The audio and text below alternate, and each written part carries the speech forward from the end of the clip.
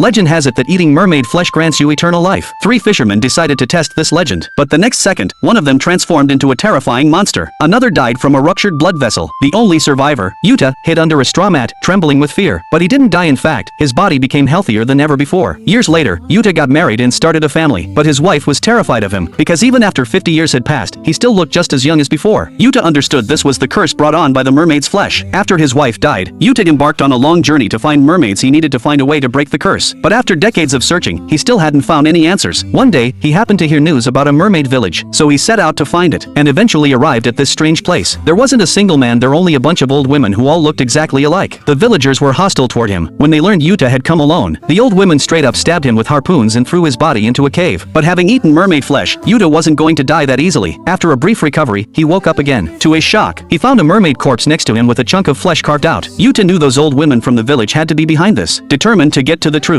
he carried the mermaid's body back to confront the old women. But when they saw he was still alive, they launched an even more vicious attack on him. In desperation, Yuta rushed to a bed and grabbed a young girl, holding her as a hostage. Strangely enough, the old women seemed terrified that Yuta might hurt the girl, and they all started backing away. Using a harpoon, Yuta pulled back the blanket and discovered the girl's feet were chained up tight. To escape with her, Yuta untied his belt, strapped the girl to his back, and made a desperate run for it. The old women chased after them relentlessly, hurling harpoons at them without any regard for the girl's life. Eventually, Yuta and the girl hid in a cave. But when Yuta tried to treat her wounds, he was stunned to see them heal on their own. If he had to guess, the girl must have eaten mermaid flesh too.